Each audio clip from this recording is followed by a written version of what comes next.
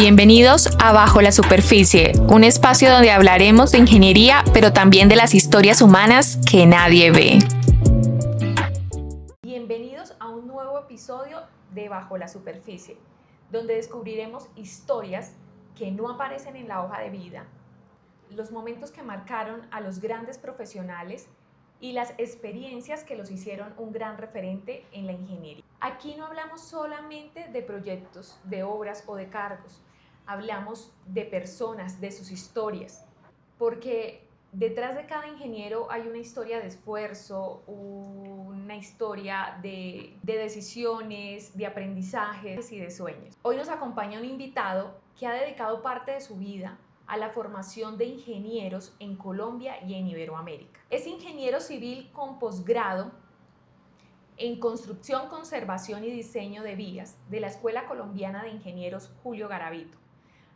Actualmente es director ejecutivo de ACOFI, Asociación Colombiana de Facultades de Ingeniería, y es el secretario ejecutivo de ACIBEI, Asociación Iberoamericana de Instituciones de Enseñanza de Ingeniería, desde donde impulsa la calidad, innovación y cooperación internacional en la educación en ingeniería.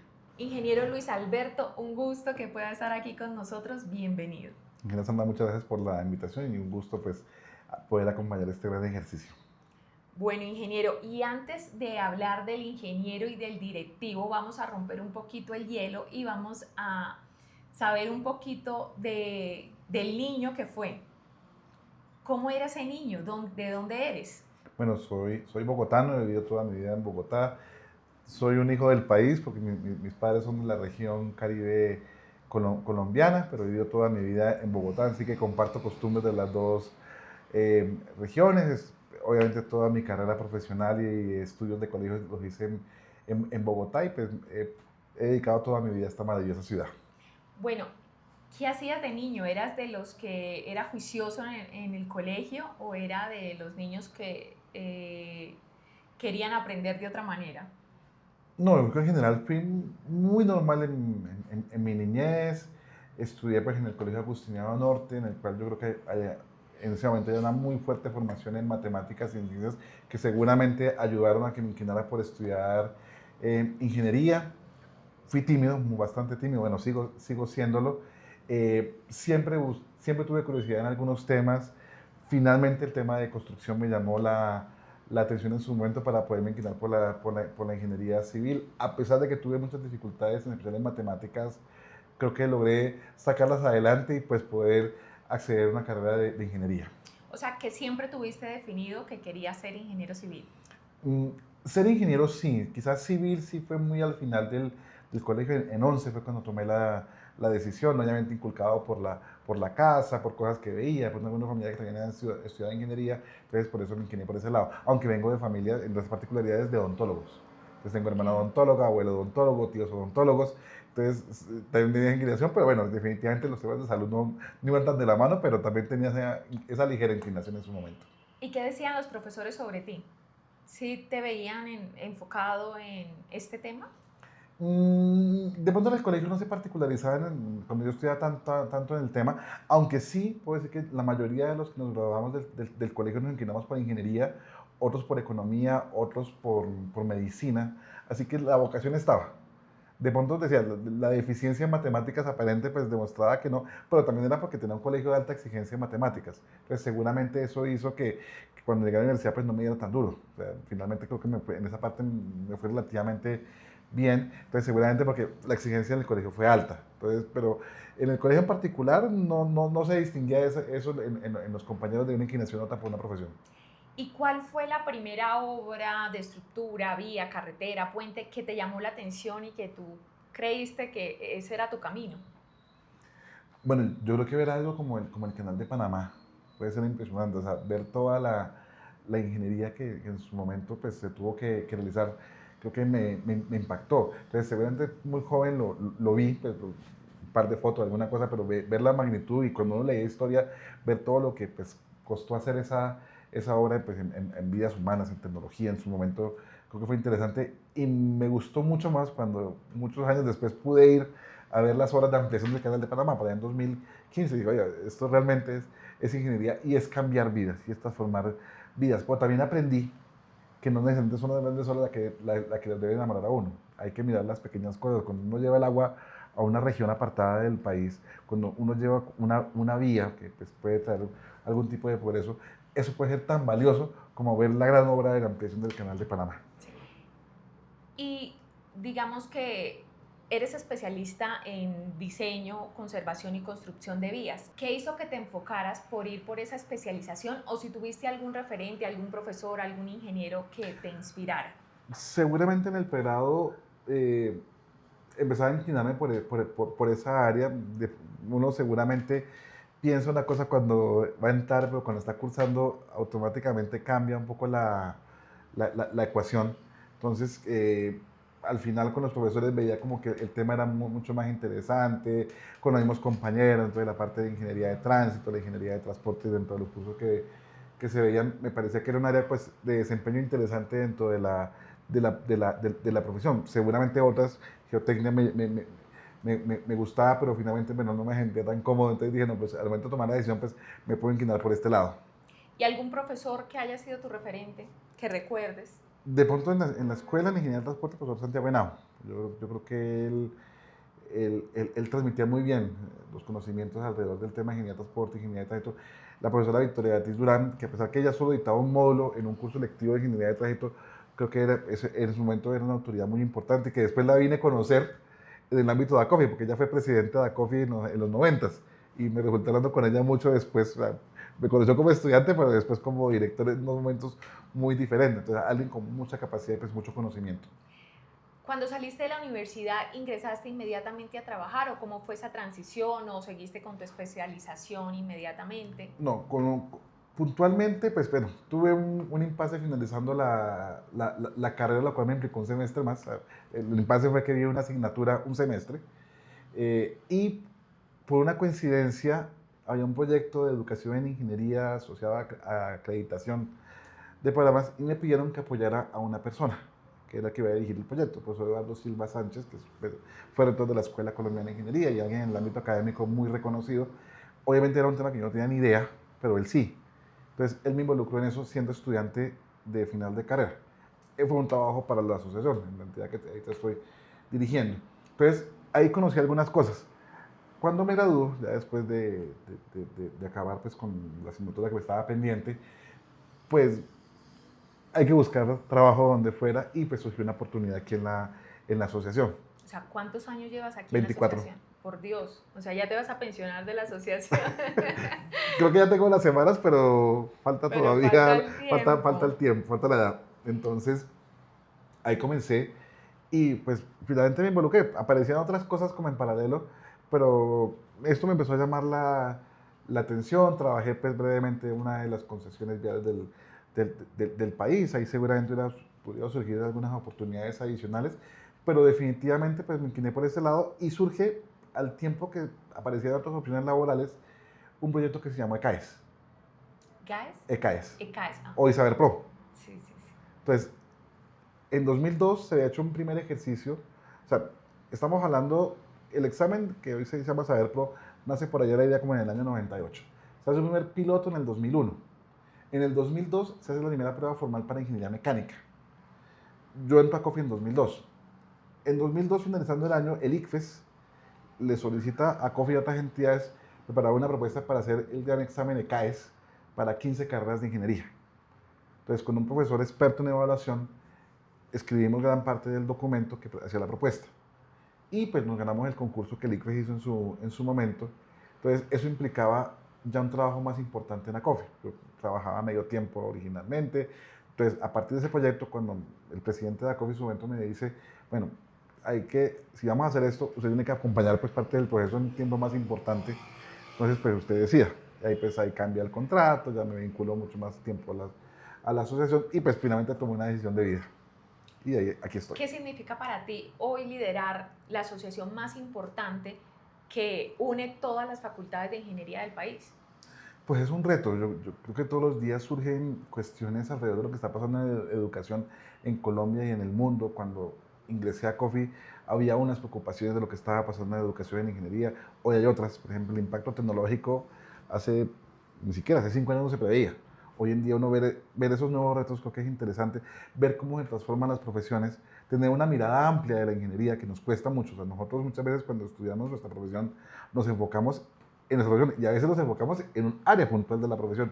Aquí toca tener una visión amplia de la ingeniería. No solamente, soy ingeniero civil, no solamente la ingeniería civil, tengo que tener cosas de ingeniería industrial, sistemas, electrónica, química, ciencia de datos, no para opinar sobre ellas, porque obviamente sería una falta de respeto, pero sí para emitir pues, ciertas consideraciones alrededor de lo que debe ser la educación en ingeniería en esas áreas de nuestra ingeniería. ¿Tú crees que hoy en día estamos preparados para afrontar, que en Colombia las ingenierías están preparadas para afrontar toda la inteligencia artificial y todo lo que estamos viendo? Sin duda alguna. A ver, nosotros, nuestros profesionales de ingeniería son personas muy capaces, eso no puedo negar. Somos muy creativos y eso es un valor agregado que de pronto en otras latitudes no se observa. No tenemos los recursos, y esa es la mayor limitante, pero creo que sí tenemos las oportunidades. Aquí yo creo que la intención importante es que el país le apueste, si quiere apostar en inteligencia artificial, de la línea para que nosotros de ingeniería podamos acompañar lo que nos corresponda, sea de la ingeniería civil, porque la ingeniería civil necesita de la inteligencia artificial, la ingeniería mecánica, la ingeniería industrial, obviamente la ingeniería de sistemas y sus afines pues son los que tienen que liderar el tema, pero todos hacemos parte de ese ecosistema. Necesitamos que el país político, o sea, no lo digo en connotación política de elección y nada de esas cosas, sino en cuanto a la decisión política, sí debe estar liderada de parte del gobierno, del Estado colombiano, para que no sea una cosa de 4 años, sino que sea una cosa de mucho tiempo, de largo aliento, para que no nos podamos apostarle. Pero el talento está y la creatividad está. Al parecer, y te iba a hacer esa pregunta, el reto más importante o la falencia más importante que tiene la ingeniería, creo que ya la respondiste, que es el tema de recursos, ¿no? Sí, o sea, finalmente creo que es necesario pues, apostar a ciertas cosas tecnológicas, requieren unas inversiones importantes y que en un país donde las preocupaciones pueden ser tecnológicas, pero a la vez son de abastecimiento de agua o de alimentación, pues seguramente equilibrar eso no es tan sencillo como en los países desarrollados, pero así ya tenemos que apuntarle. Pero ¿cómo se apunta a eso? Con apuestas en la industria, en el sector que sea. Llámese infraestructura, llámese manufactura, llámese diseño, lo que ustedes bien consideren, pero tiene que ser una apuesta de largo aliento. Si nosotros nos damos cuenta, por ejemplo, del tema de infraestructura vial, el desarrollo ha sido importante y detrás de eso ha ido otro tipo de progresos. Entonces, por ejemplo, un ejemplo que no necesariamente puede ser directo de ingeniería, el turismo. Entonces, el país tiene una vocación turística que está creciendo. Entonces, a medida que va creciendo, va a requerir más infraestructura, más aeropuertos, más vías, más tecnología para poder atender. Van a venir nuevos retos ambientales. No es lo mismo que tú llegas a un sitio turístico con 500 personas a que lleguen 5000 para que sea rentable dentro del punto de vista como industria. Entonces, seguramente ahí la ingeniería tiene que entrar a jugar un papel importante para lograr atender de la mejor manera esos nuevos requerimientos tecnológicos, científicos, para cualquier tema que se quiera resolver de desarrollo. Pero tienen que ser apuestas en largo aliento. O sea, si el país va a ser potencia turística o va a ser potencia manufactura o en logística de puertos, pues seguramente tiene que pensar que eso va a ser a 20, 30 años para que las inversiones valgan la pena, porque son inversiones muy altas y de muy largo plazo. ¿Cuál crees tú que sea la obra más importante que hoy le hace falta a Colombia? Porque vemos que Colombia sí ha evolucionado, pero hoy no vemos un proyecto insigne, no vemos que hayan proyectos que estén en mente. Todos han sido imaginados o recreados en años atrás. No tenemos una obra grande que nos represente como colombianos en los últimos 10 años. Sí, si bien tenemos muchas obras significativas, no son obras que los ingenieros de hoy en día hayan pensado, hayan imaginado, hayan ya hecho un proceso de llevarlos a proyecto, a alguna fase. Bueno, yo creo que hay una gran falencia portuaria en el Pacífico colombiano. Yo creo que es una fuente de comunicación muy importante el Pacífico y pues yo creo que Buenaventura no alcanza por sí solo a atenderlo todo y los demás puertos como Tumaco pues son cuestiones todavía muy básicas. Seguramente hay que hacer mucho más esfuerzo en el Pacífico, en la parte de puertos y logística. Yo creo que ferrocarriles. Ferrocarriles es un tema que Colombia fue un abanderado hace muchísimos años. Hoy en día la deficiencia es alta y creo que hay que hacer una gran apuesta en eso porque necesitamos tener mejores comunicaciones. O sea, seguramente la infraestructura vial nos ha aportado bastante, pero necesitamos que haya pues una parte ferroviaria que también ayude sobre todo con la carga. Yo creo que es importante movilizar carga más como está configurado el país, porque finalmente nosotros tenemos la particularidad que nuestro desarrollo industrial no está cerca de los puertos. Entonces, no es necesariamente trasladar de los centros logísticos que puede estar en Antioquia o en Bogotá o en región andina, llevarlos allá. De pronto es más práctico, eventualmente, después de los análisis financieros, que ciertas cosas se puedan mover mucho más fácilmente. Y seguramente la competitividad en Colombia va a estar en esa comunicación Atlántico-Caribe. Yo creo que hay que superar Atlántico-Caribe, no Atlántico-Pacífico. Hay que superar de pronto la gran obra puntual, que seguramente va a ser importante, a llegar a pensar en que tenemos que tener ecosistemas de infraestructura. Seguramente, por ejemplo, en infraestructura vial, retomo el tema, hemos hecho cosas individualmente muy buenas, pero no tenemos conexión de pronto entre las mismas concesiones viales. O sea, seguramente cada una está muy bien hecha, pero no tenemos articulación entre ellas y articularla con otros modos de transporte, el fluvial, el ferrocarril, con todos ellos. Y yo creo que finalmente, hay que hacer una apuesta ambiental tanto por la Amazonía como por el Pacífico. Creo que hay esta parte también de nuestro futuro ambiental de todos los temas, sin apartarnos del tema de energía, que seguramente tendrá mucho que apostarle, y saber cómo formalmente vamos a incluir en la matriz energética las otras fuentes de energía. O sea, nuestra matriz energética se cuenta mucho obviamente en la térmica, en la hidráulica, pero toca ver cómo la solar va a entrar a jugar ahí, otras fuentes que van a ir apareciendo, como mi propia fuente de energía que yo puedo hacer en mi casa le puede aportar a esa matriz energética, porque finalmente el problema no es, o sea, estamos de acuerdo que hay que haber transición energética, pero también tenemos que pensar en que vamos a requerir mucha más energía. Entonces las fuentes seguramente no van a alcanzar. Entonces si no sumamos todo dentro de la matriz de una manera formal, seguramente vamos a tener inconvenientes en un tiempo no muy largo. Es súper interesante escucharte hablar porque tú puedes entender ese tema siendo ingeniero civil, que la ingeniería es transversal, que todas son transversales, todas se necesitan. En una vía también hay electricidad, en una vía hay ambiente. Bueno, tenemos demasiado. Creo que coincidimos en el tema de los puertos, porque hoy tenemos un departamento como lo es el Chocó, que tiene su conexión de Quibdó, no tiene una conexión al mar.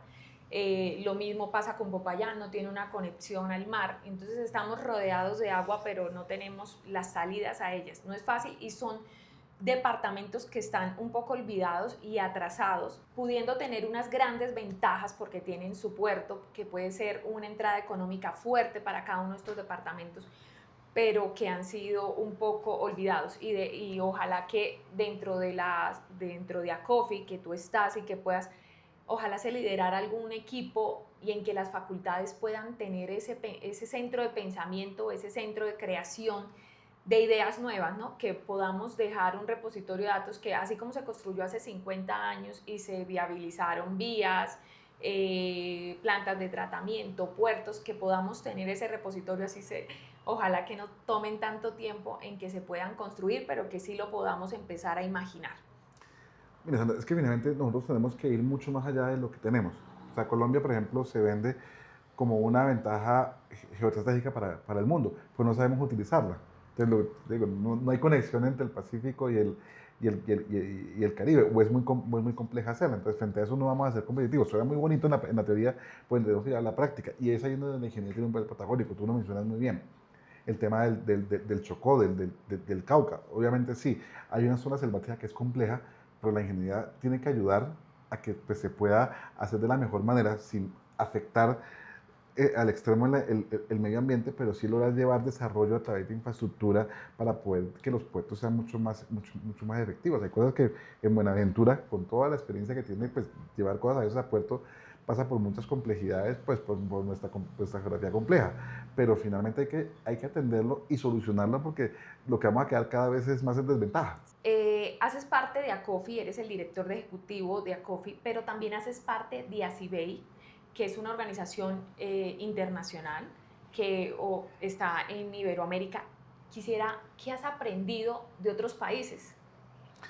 Bueno, a darnos cuenta que hay cosas que hacemos muy bien, que tenemos otras por mejorar, que cada país tiene sus particularidades y que eso a la vez es interesante. Uno pensaría que hay muchas más cuestiones homogéneas entre los países y resulta que no. Algo tan sencillo, los tiempos de formación, los nombres de las carreras muchas veces no coinciden y podemos estar haciendo lo mismo. Darnos cuenta que infortunadamente en Iberoamérica y en particular Latinoamérica, a pesar de que hablamos lo mismo y que vemos lo mismo, no somos capaces de unirnos. Y esa es quizás la parte triste. Que hemos encontrado articulaciones, hacemos cosas interesantes con gente de Argentina, con gente de México, con Ecuador estamos haciendo cosas con Chile. Y eso es valioso. Lo importante es que trascienda también de la academia al sector productivo, o sea, que nos demos cuenta que las oportunidades también están en la región. Seguramente nos es más fácil pensar en tener pues, grandes cuestiones hacia Estados Unidos o hacia Europa, pero nos damos cuenta que debemos traerlas con los países cercanos, que tenemos un Centroamérica por descubrir, que hay mucho para hacer en Centroamérica en relaciones muy cortas. A veces como que se nos olvida, saltamos como de Panamá a México, pero nos olvidamos de todos los países y hay oportunidades de colaboración inmensas. Guatemala, por ejemplo, haciendo cosas muy interesantes alrededor del tema de semiconductores. Costa Rica ha tenido cosas muy interesantes en desarrollo tecnológico. En la parte insular del continente también hay cosas muy importantes que conocer y que reconocer. Entonces yo creo que entidades como así ayudan a reunir eso, a conocer esas experiencias, a conocer cómo un tema que pronto para nosotros es complejo, en otro país lo solucionan de una manera que puede ser interesante y que finalmente una a las facultades de ingeniería, porque el beneficio no es ni para COFI ni para CIBE, sino para las facultades de ingeniería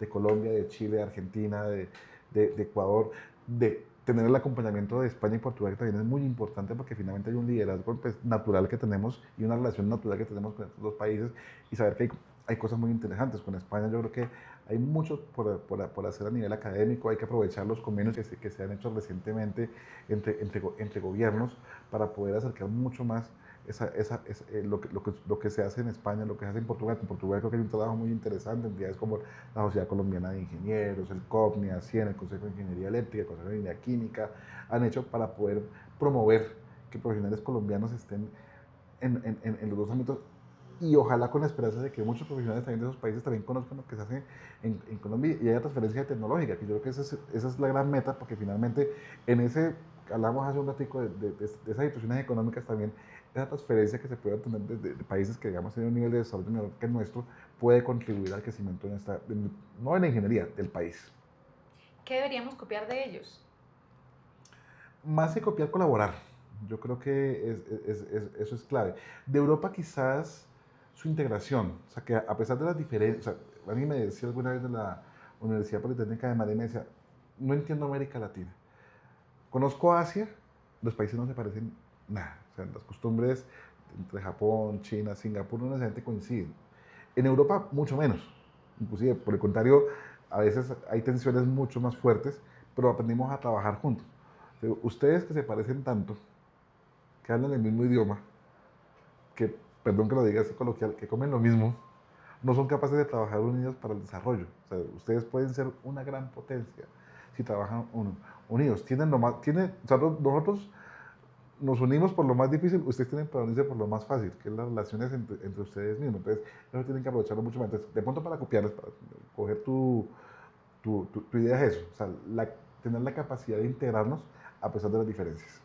¿Y cuál crees que es nuestra fortaleza en Colombia como ingenieros?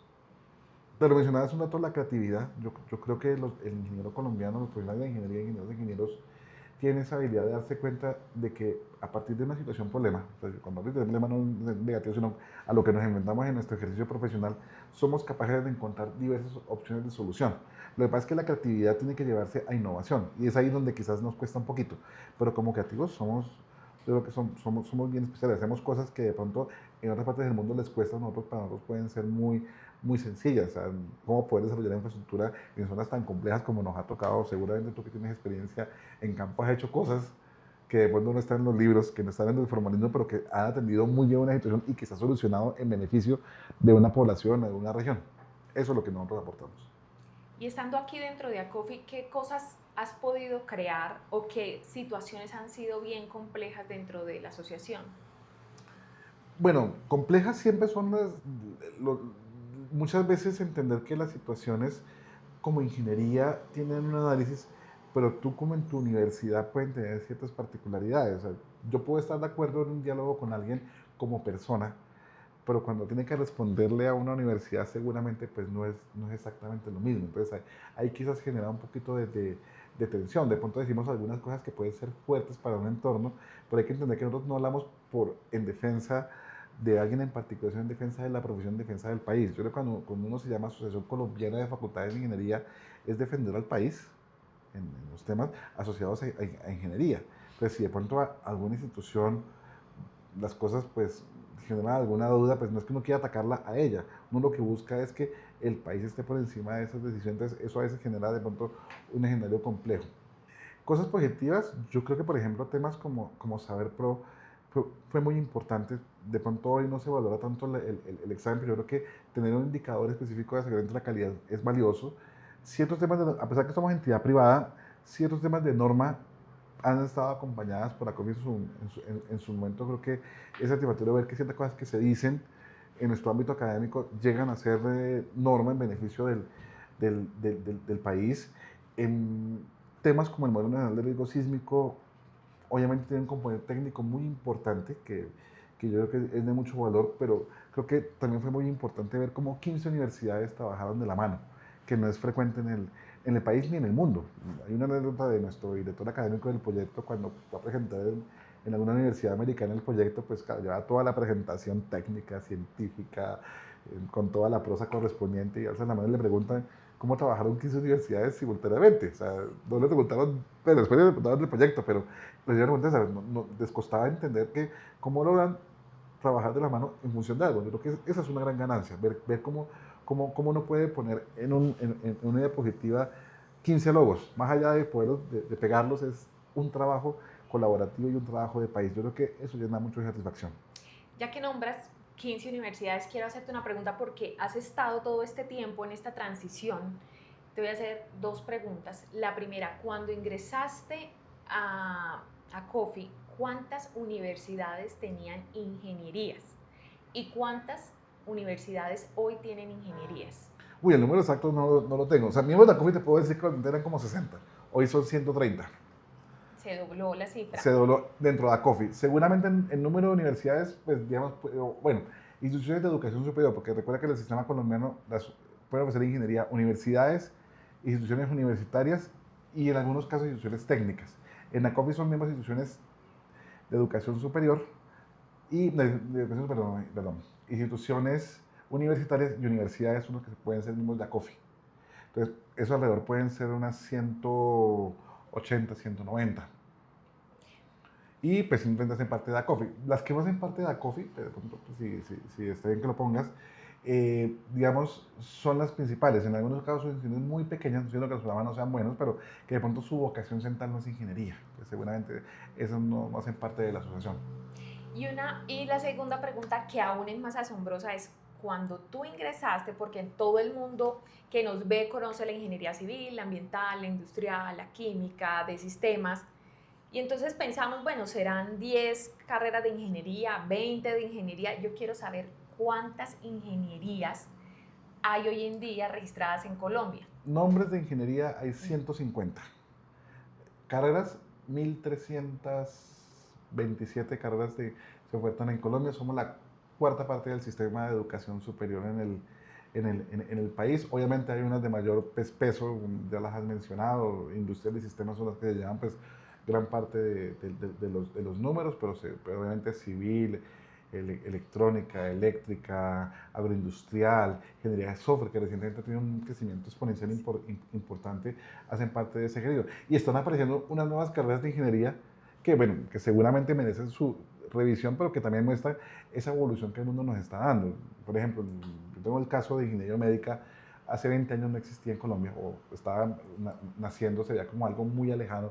Hoy nos damos cuenta que la biomedicina es importantísima en muchos temas, en todo lo que está pasando con salud e ingeniería es muy importante y requiere fortalecerse. Entonces, hay una evolución natural de los temas. Entonces, seguramente mucho de lo que está apareciendo hoy en día tendrá esa evolución, pero hay que tener precaución también de que pues, no sea únicamente una cuestión de moda.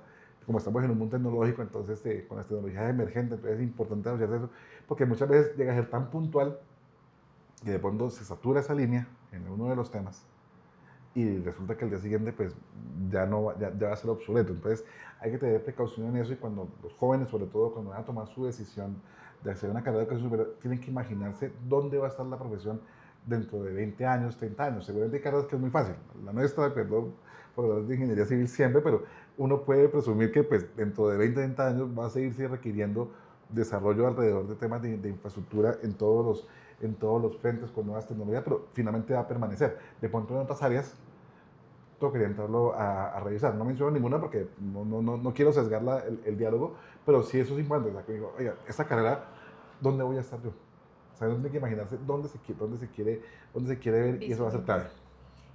¿Cuántos ingenieros se gradúan por año? Uy, así me cortaste. Pero Pero aproximadamente yo creo que alrededor de unos 30.000. 30.000 ingenieros. ¿Cuántos ingenieros somos en Colombia actualmente en todas las especialidades? Porque las redes hablan de cifras entre 650.000 y 700.000 personas. Puede ser por ahí. O sea, actualmente están estudiando más o menos 400.000.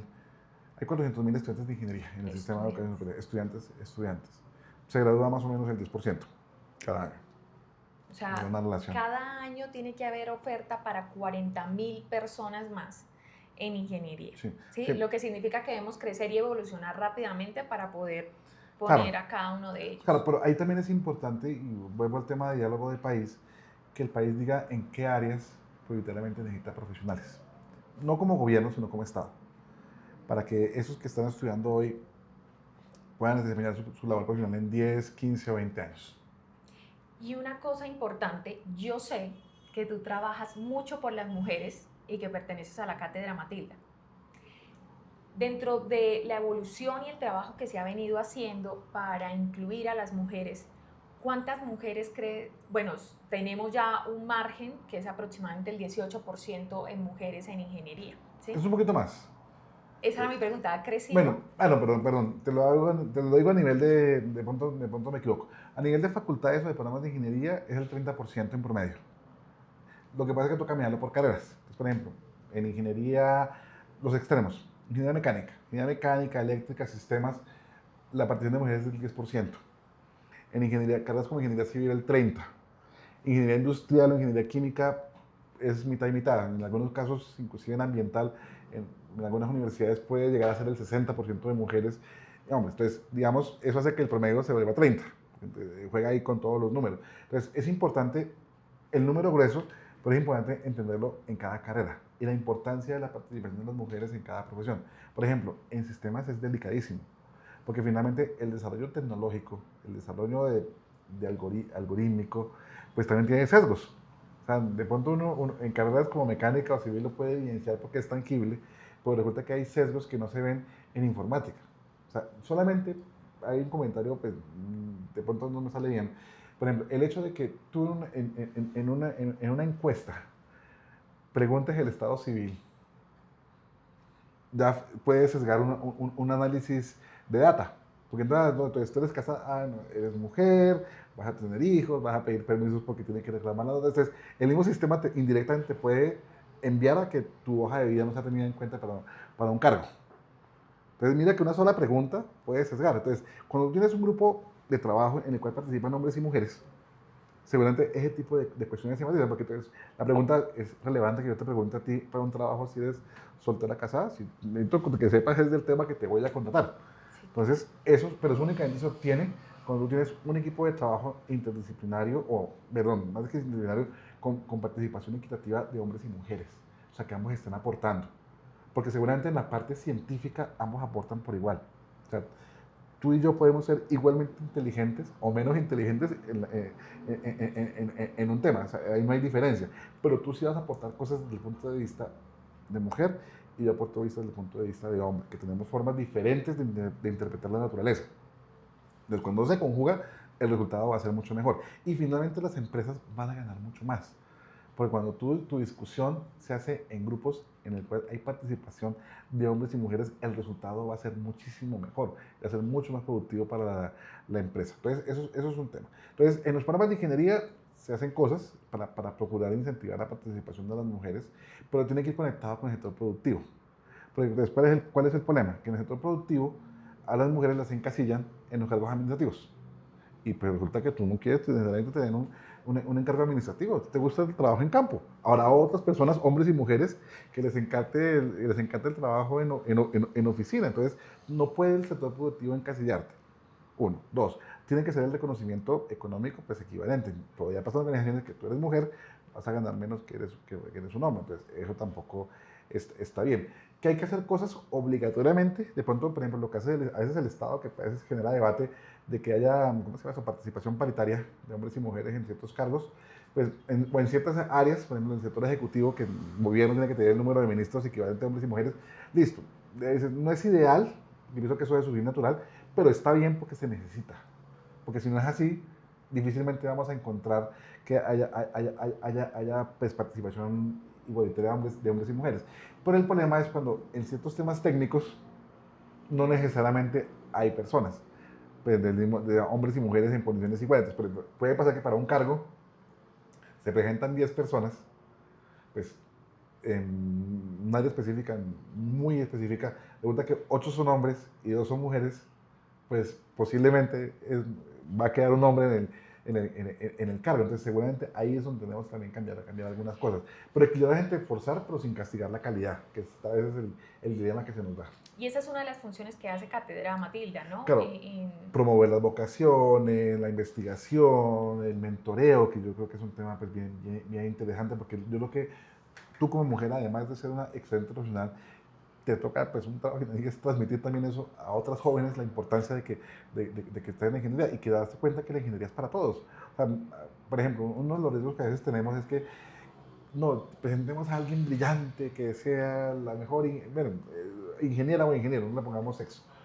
Pues resulta que cuando uno lo ve por allá alejado, no, pues que ese es un superdotado, yo cada qué hora voy a... No, personas normales, bueno, tú eres brillante, pero como yo, que somos normales, pues podemos llegar a un cargo, podemos aspirar a algo, o sea, no pasa nada. O sea, simplemente es querer hacerlo.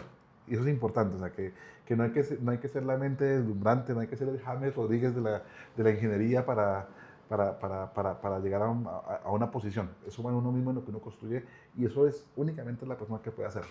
Bueno, yo te alabo y te felicito porque yo he sido parte y he visto los trabajos que hacen, la motivación que hacen a las niñas desde el colegio para que puedan tener una mentoría y puedan tener un acercamiento a la ingeniería al tomar sus decisiones. Las mujeres en la ingeniería son fuertes, son inteligentes, son capaces, las mujeres somos planeadoras, somos organizadoras y creo que debemos seguir haciendo ese trabajo de motivar en carreras STEM desde el colegio. Y bueno, eso te lo alabo mucho y me gusta que no solamente lo hagan las mujeres y que los hombres también hagan parte de esto porque pues esa es la equidad que buscamos, ¿no? De que podamos participar entre todos y construir. Es que son dos miradas. Es importante la participación de las mujeres por la deuda histórica que tenemos, pues por muchas razones que pues, ya las sabemos, pero también por el mismo desarrollo. O sea, no solamente se van a beneficiar las mujeres, van a beneficiar todos. O sea, es que la ganancia es absolutamente para todos. Cuando nosotros hacemos un proyecto, alguna actividad en la cual se involucra a la sociedad completa, llámese hombres, llámese mujeres, llámese regiones, el resultado va a ser mucho mejor. A veces nos quejamos, salgámonos un segundo, cuando dicen, es que los proyectos se hacen en Bogotá, y resulta que las regiones piensan diferente. Entonces, cuando tú traes a la región o tú vas a la región y te das cuenta de otras cosas, pues el resultado del proyecto va a ser mucho mejor. Aquí es exactamente igual.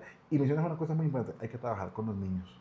Ya no es con el estudiante de 10º y 11, sino con los jóvenes de que están en quinto de primaria, en sexto grado, con todas las mujeres, porque infortunadamente, pues eso es estadístico, si a una niña a los 10, 11 años las ciencias se la alejaste de las matemáticas, difícilmente va a entrar a una carrera de ingeniería o de ciencias. Entonces, si no trabajas muy abajo, no vas a encontrar de pronto mujeres o personas, mujeres, en este caso mujeres, interesadas en hacer una carrera de esa porque finalmente no le inculcaron esa parte y eso es necesario que se haga. Sí. Bueno, vamos a ir cerrando. Ingeniero, te voy a hacer unas preguntitas rápidas que puedan inspirar a quienes nos ven y al final te vamos a pedir unas recomendaciones y consejos. Entonces te voy a hacer las preguntas rápidas. Un libro que nos recomiendes. Uy, mural de Ricardo Silva Romero. Una película. Una película. Uy, es que a mí me gustan las películas Uy, Terminator 2. Un ingeniero que admires. Un ingeniero que admire, Eduardo Silva Sánchez. Una ciudad. Bogotá. Una obra de ingeniería que todo el mundo debe conocer. Una obra de ingeniería que tú no debes conocer, las murallas de Cartagena. Un hobby. Dormir. Madrugar o trasnochar. Ninguna. Una palabra que defina el liderazgo. Puedo hacerlo. Una palabra que defina la ingeniería. Progreso. Bueno, Inge, y ahora sí el consejo. ¿Qué consejo le das a los estudiantes de ingeniería o a los jóvenes que aún están definiendo qué estudiar? A quienes están estudiando, quieran su carrera. Conózcanla, reconózcanla, háganla respetar, sean protagonistas de lo que están haciendo. Piensen que así sea una cuestión muy pequeña, eso va a transformar vidas. Cuando nosotros transformamos nuestro barrio, transformamos el mundo. O sea, no tenemos que pensar necesariamente que tenemos que estar en una organización más grande para poder desarrollarnos. Desde una organización pequeña podemos hacer muchísimas cosas. Y a quienes están dudando qué quieren hacer en su vida, conozcan la ingeniería, conozcan que es más allá de matemáticas y ciencias, que como les digo yo, que es matemáticas y ciencias, sí, pero es matemáticas y ciencias para mi desarrollo y para el desarrollo del mundo. ¿Qué habilidades deberían desarrollar además de las técnicas? Comunicaciones, trabajo en equipo. Yo creo que el hecho de poder dialogar, de poder contar de manera sencilla lo que hacemos. Muchas veces los ingenieros nos cuesta contar lo que hacemos porque a veces es demasiado técnico y pensamos que hay que dar todo el discurso técnico. El discurso técnico corresponde cuando estamos en el comité del proyecto, pero cuando tenemos que contar a la sociedad hay que llevarlo a que se entienda y que la ingeniería está en absoluto en todo lo que hacemos, en el mundo del computador, en salir y tomar un transporte, en todo está la ingeniería involucrada y eso hay que saberlo contar. ¿Y qué consejo le darías hoy a quienes están pensando en no terminar la carrera? No, que no cometan ese error. Yo creo que la formación profesional es necesaria. Seguramente a veces el mundo como que da mensajes equivocados de que si yo hago otro tipo de cosas, no es que estén mal. O sea, yo puedo ser influenciador, yo puedo hacer otro tipo de cosas, pero ese curubito donde llegan los que famosos es una excepción. Pasa como en el fútbol.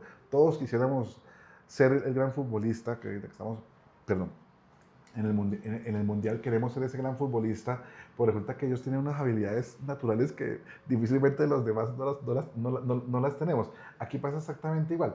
Podemos querer ser algo, pero seguramente la formación universitaria en la carrera que sea, no solamente ingeniería, es la que te abre finalmente las puertas y que finalmente puedes llegar a un muy buen puerto si haces las cosas bien. Bueno, ingeniero Luis Alberto, muchas gracias por haber compartido con nosotros este espacio. Sabemos lo ocupado que está, pero es importante.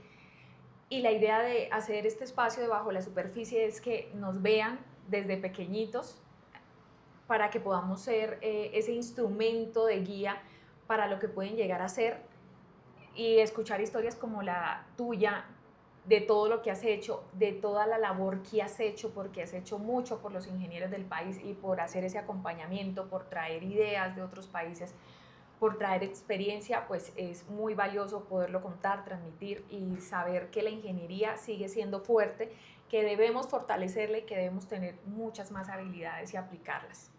No, Sara, pero estoy agradecido con ustedes, contigo por considerar todo eso, porque creo que finalmente desarrollo una labor que me corresponde, pero que tenga ese reconocimiento, pues para mí es gratificante y pues no es una falsa sencillez. Creo que lo más importante es que estemos aportando un granito de arena al desarrollo del país. Yo creo que tú en tu labor, en tu empresa, en tu labor pues, que acompañas gremialmente, creo que ese es el fin último. Obviamente uno tiene que también luchar porque su situación personal, económica sea buena, pero igualmente hay que pensar que esos temas deben contribuir al desarrollo del país y cuando uno tiene la oportunidad de estar en un escenario eventualmente, pues digamos, mejor que muchas personas en un país pobre como el nuestro, pues parte de nuestro compromiso es ese, poder aportar algo en lo que nos corresponde para que la cosa sea un poco mejor. Poner nuestro granito de arena Así y es. devolverlo de una manera social. Muchas gracias, Inge, por este momento. Inge, Ana, muchísimas gracias, un gusto. Gracias. Porque al final, las estructuras se construyen en la superficie, pero las historias que las sostienen siempre están bajo la superficie.